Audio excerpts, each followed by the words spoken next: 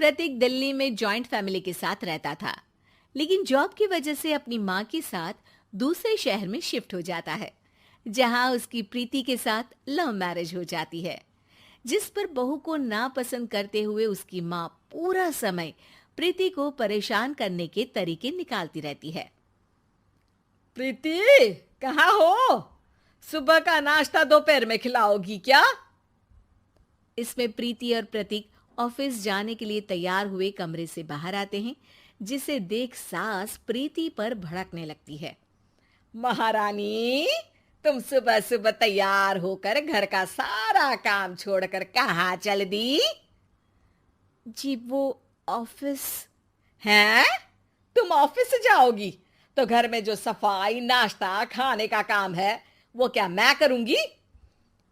माँ, मैंने उससे वादा किया था कि वो जॉब कंटिन्यू कर सकती है। अरे वाह जी वाह, दोनों आपस में सलाह कर फैसले ले लिए। मैं क्या यहाँ बेवकूफ बैठी हूँ? मुझसे पूछना किसी ने जरूरी नहीं समझा? मम्मी, आप फिक्र ना करें, मैं आज ही रेजिग्नेशन दे दूंगी। प्रीति ऑफिस के लिए चली जाती है और अगले दिन से जॉब छोड़ घर के कामों में लग जाती है, लेकिन साथ ही उदास भी रहने लगती है, जिसे देख प्रतीक को अच्छा नहीं लगता। मुझे पता है तुम्हें अपनी जॉब कितनी पसंद थी। आई एम सॉरी प्रीति। अरे कुछ नहीं होता, बस मम्मी खुश रहनी चाहिए। अब प्रीति अपनी सास को खुश करने और उनका दिल जीतने की जी तोड़ कोशिश करती रहती है, पर सास कभी उससे सीधे मुंह बात तक नहीं करती। इसी तरह दिन बीतने लगते हैं। एक शाम प्रतीक ऑफिस से परेशान घर वापस आता है। माँ, चाची का फोन आया था। दादी की तबीयत बहुत खराब है, हमें दिल्ली जाना होगा। पति की बात सुन प्रीति तो पैकिंग शुरू भी कर देती है, पर माँ वहीं बूत बनी खड़ी रह जाती है। लगता है मम्मी अपनी सास से बहुत प्यार करती हैं, तभी उनके बीमार होने की खबर सुन शॉक में आ गई। ये प्यार नहीं, परेशानी है। तुम तो ऐसे सोचो कि अब से जब तक दिल्ली में हो तुम्हारे अच्छे दिन शुरू। अच्छा, ऐसा क्या है दिल्ली में?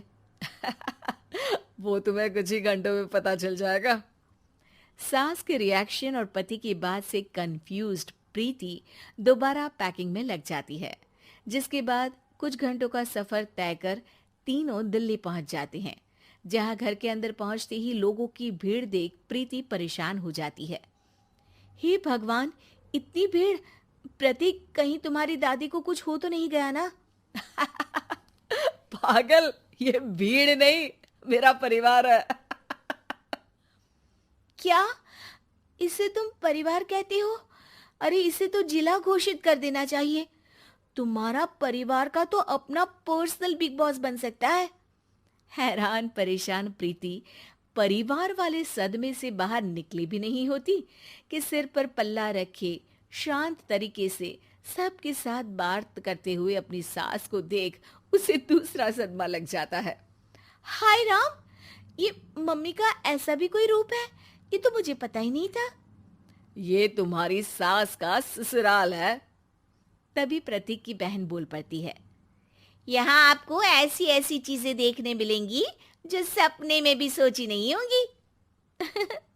हाँ, ये कुछ दिन तो बहुत इंटरेस्टिंग लग रहा है।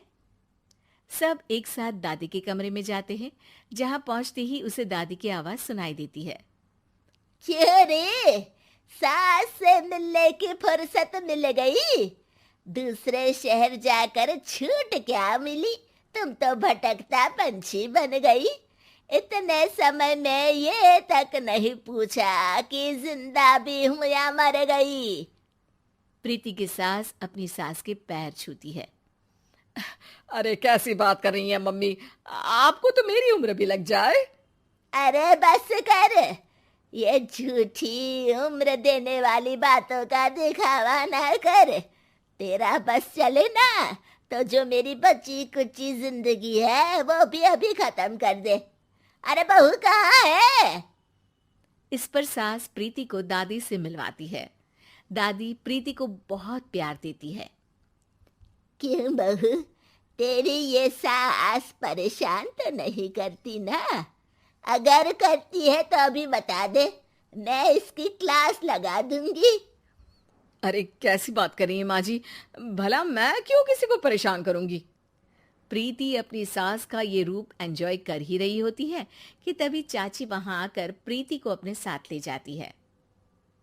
सास की क्लास लगते देख जो खुशी मिल रही थी वो तुम्हारे चेहरे से साफ पता चल रही थी, इसीलिए ले आई, क्योंकि अगर उन्हें पता चल जाता तो तुम्हारी खैर नहीं थी।